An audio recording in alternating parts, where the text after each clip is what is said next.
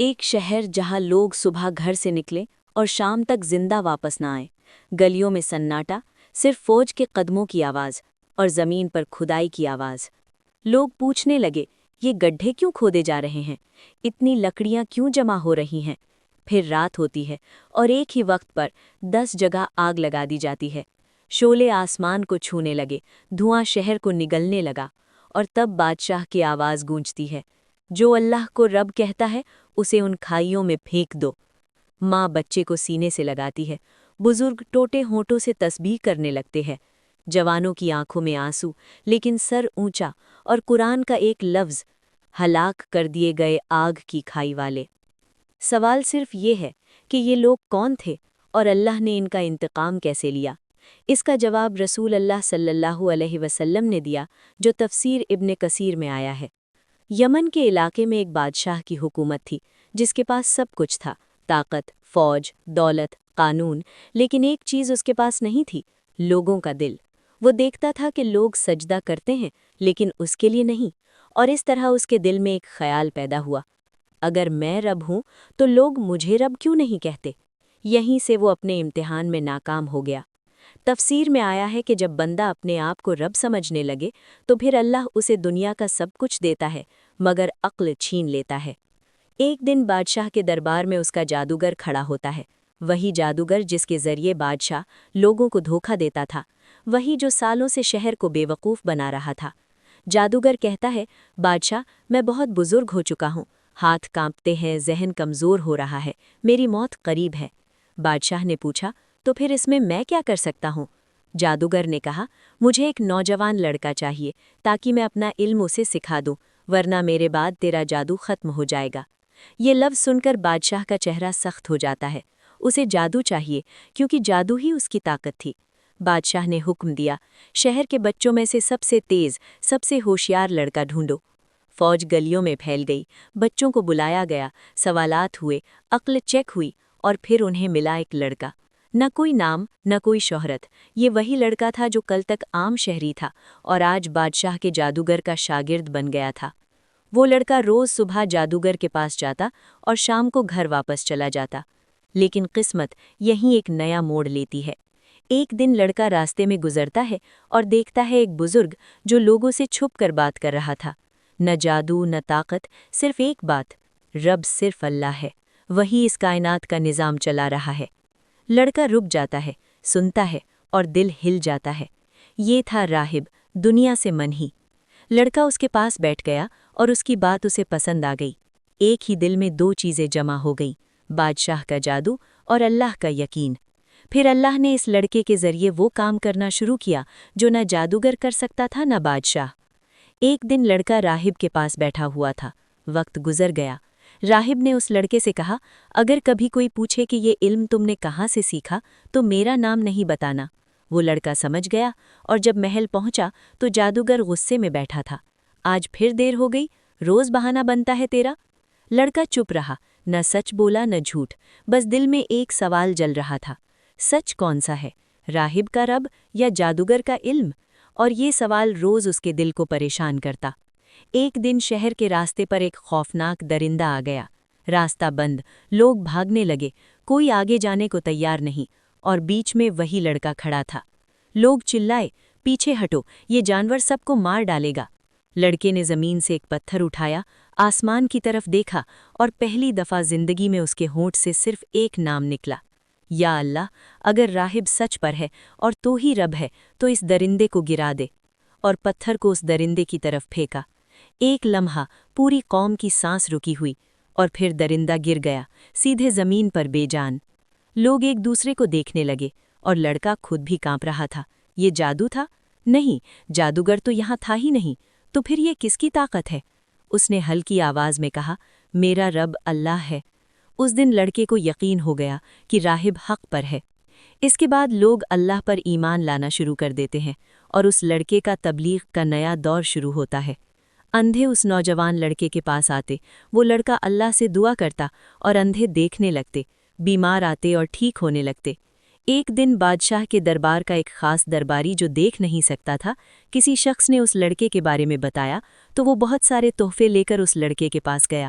लेकिन उस नौजवान ने वो तोहफे लेने से इनकार कर दिया और दरबारी से कहा, मैं कुछ नहीं करता, ये सब मेरा रब करता है। और फिर उसने अल्लाह से दुआ की और दरबारी की आंखें ठीक हो गईं और वो देखने लगा। वो अल्लाह पर ईमान ले आया और ये खबर पूरे शहर और बादशाह के महल में फैल गई। इसी शहर में एक और शख्स भी सब देख रहा था, चुपचाप, गुस्से के साथ। बादशाह के कान तक खबर पहुंच चुकी थी। उसने दरबारी को बुलाया और उससे पूछा, कौन है वो जिसने तेरी आंखों का इलाज किया? दरबारी ने कहा, वही जो मेरा और हम सब का रब है। बादशाह ने कहा, मैं ही तुम सबका रब हूँ। दरबारी बोला, नहीं, हमारा रब अल्लाह है। बादशाह अपने घमंड में अंधा रहा और उस दरबारी पर सख्त जुल्म किया और उससे पूछा कि कौन है जो तुझे ये सब सिखा रहा है। बहुत जुल्म बर्दाश्त करने के बाद दरबारी ने उस लड़के का पता बता दिया। शहर में एक लड़का है जो जादू के बगैर मौजिज़े करता है, इस लड़के को मेरे पास लाओ। लड़का बादशाह के सामने आता है, न डर न झुकना, बस सीधी नज़र। बादशाह ने कहा, मैंने सुना है तू लोगों को शिफा देता है। लड़के ने कहा, मैं कुछ नहीं करता। बादशाह ने पूछा, फिर कौन करता है? लड़का बोला, मेरा अल्लाह ये सब करता है। बादशाह चिल्लाया, कोई अल्लाह नहीं, रब सिर्फ मैं हूँ। लड़के ने बेखौफ होकर कहा, तू रब नहीं, तू भी मरेगा। रब वो है जो शुरू से है और हमेशा रहेगा। ये सुनते ही बादशाह का सब्र टूट गया। उस लड़के पर जुल्म का हुक्म दिया और पूछा कि उसने ये तौहीद का दर्स कहाँ से सीखा।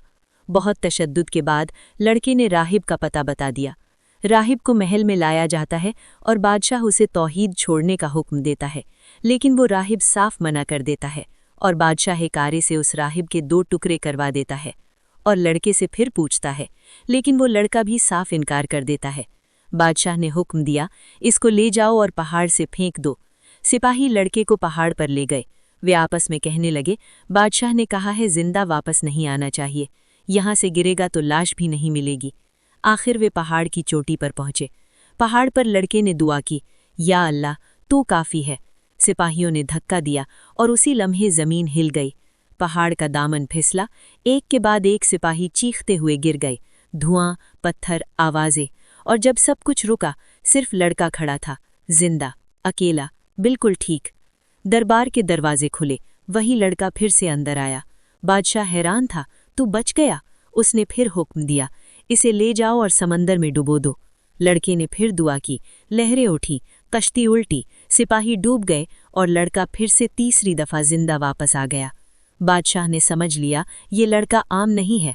लड़के ने बादशाह को देखा और कहा, तुम मुझे नहीं मार सकते जब तक सबके सामने ये कहकर तीर न चला दे कि इस लड़के के रब अल्लाह के नाम से।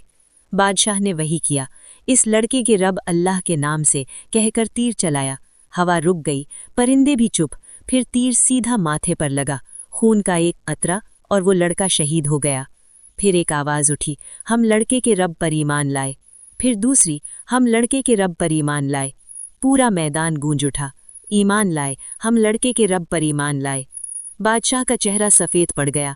उसने गुस्से में चिल्लाकर कहा, सब कुछ जला दूंगा, ज़मीन खोदो और उन्हें आग से भर दो। बादशाह का जुल्म जाग गया। अब उसका दुश्मन एक लड़का नहीं, पूरी कौम थी। ये लफ्ज़ सिर्फ हुक्म नहीं थे, ये नस्ल कशी का ऐलान था। सिपाही ज़मीन को खोदने लगे। इतने गहरे के नीचे अंधेरा ही अंधेरा, लकड़ियाँ, तेल, सब डाला जा रहा था। और फिर आग, शोले आसमान को छूने लगे, धुआं शहर को निगलने लगा। ज़मीन लाल हो चुकी थी। सिपाही सब लोगों को आग में डालने के लिए जमा करने लगे। जो अल्लाह को रब कहता है उसे उन खाइयों में फेंक दो। एक बुजुर्ग लरजते हाथों से बोला, मेरा जिस्म कमज़ोर है लेकिन मेरा रब ताकतवर है। एक माँ अपने बच्चे के सहरार खड़ी थी तो बच्चा बोल उठा, अम्मी सब्र करो, आप हक पर हो। और उसी लम्हे उस औरत के दिल में अल्लाह का नूर आ गया और दोनों आग में कूद गए। और फिर ज़मीन लर्जी, तेज़ आंधी चली, धुआं शहर की तरफ मुड़ा, आग को हवा मिली और शोले तूफान बन गए। लकड़ियाँ उड़कर बादशाह और सिपाहियों की तरफ जाने लगीं। खाई के किनारे बैठे सिपाही एक पल में जल गए।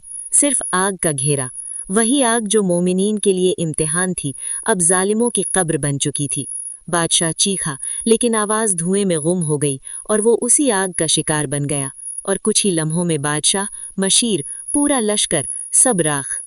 आज भी दुनिया जल रही है। कभी धमाका होता है, कभी भूख, कभी झूठा कानून, कभी खामोश कत्ल। ہر ظالم سمجھتا ہے کہ وہ بچ گیا اور موت کے اس وقت کو بھول جاتا ہے۔ اللہ کے سامنے نہ فوج ہوتی ہے، نہ میڈیا، نہ طاقت، صرف حساب۔ کیا آج اس ظلم کے دور میں بھی کوئی ایسا ہے جو حق کے راستے پر کھڑا ہے؟